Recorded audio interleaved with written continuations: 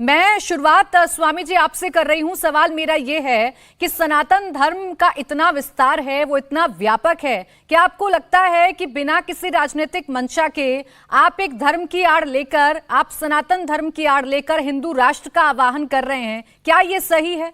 एक धर्म गुरु का, एक शास्त्री जी का ऐसा कहना?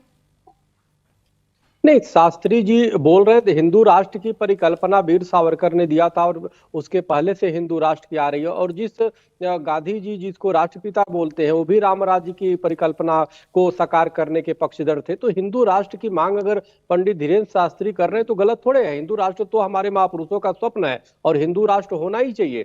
जब पाकिस्तान मुस्लिम राष्ट्र हो गया, बांग्लादेश मुस्लिम राष्ट्र हो गया, तो ये हिंदुस्तान हिंदू राष्ट्र क्यों नहीं? संवैधानिक तरीके से संसद से हिंदू राष्ट्र होना चाहिए, ताकि तभी जाकर के अनेक समस्याएं समाप्त हो जाएंगी। चाहे जनसंख्या नियंत्रण कानून हो, चाहे जो है पर्दा वाली व्यवस्था हो, चाहे हिजाब की व्यवस्था, इस कई ऐसे अनायास जो समस्याएं खड़ी हुई है देश में, वो खत्म हो जाएंगी, विवाद खत्म हो जाएगा। इसलिए हिंदू राष्ट्र सबके लिए जरूरी है। और हिंदू राष्ट्र का मतलब ये नहीं कि किसी को भगा देना, मुसलमान को हटा देना है, किसी वर्ग को। हिंदू राष्ट्र में किसी की तुष्टीकरण नहीं होगी। जहां पे तुष्टीकरण, जहां पे किसी प्रकार का भेदभाव नहीं होगा, उस हिंदू राष्ट्र की बात हो रही है, उस राम राज्य की बात हो रही है। तो वो बनने में किसी प्रकार की समस्या नहीं होनी चाहिए और संवैधानिक तरीके से जो बने, जो संसद से बने।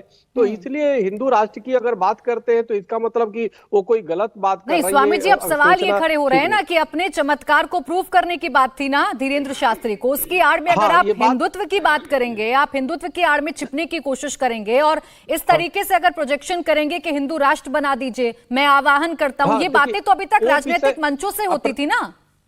प्राची जी, वो विषय अलग है, वो चमत्कार है या क्या है, वो विषय वो में है। लेकिन अनेक प्रकार, अब जब प्लास्टिक के बंदूक से एक मौलाना जो है भूत भगाते दिखाई दे रहे हैं, उस पे कोई मानव जी ने प्रश्न नहीं उठाया। एक पादरी जो है सरेआम जो है वो जो अपने कंबल से छू करके दुपट्टे से लोगों के भूत प्रेत दौड़ा रहे हैं, उस पे कोई नहीं दिखाई दिया। लेकिन धीरेन्द्र शास्त्री इसलिए कि वो तिलक लगाए हुए, इसलिए कि वो सनातनी है, इसलिए उनको टारगेट किया जाना, हमें लगता है इससे बड़ा अन्याय नहीं हो सकता कि हिंदुस्तान में ही हिंदू सनातनी धर्मियों को ही टारगेट करना। स्वामी जी, सवाल ये था ना कि धार्मिक मंचों से आप हिंदू राष्ट्र की अगर बात करेंगे तो फिर सवाल खड़े होंगे। ये तो अभी तक राजनीतिक मंचों से हुआ करता था ना, सवाल खड़े होंगे कि क्या कोई राजनीतिक मंच है क्या? मैं लौटूंगी आपके पास। इस बीच एक बड़ी खबर आ रही है। अभी अभी बाबा बागेश्वर धाम सरकार यानी पंडित धीरेन्द्र शास्त्री ने हिंदू राष्ट्र पर बड़ा बयान दिया है। उन्होंने क्या कहा, आइए आपको सुनवाते हैं।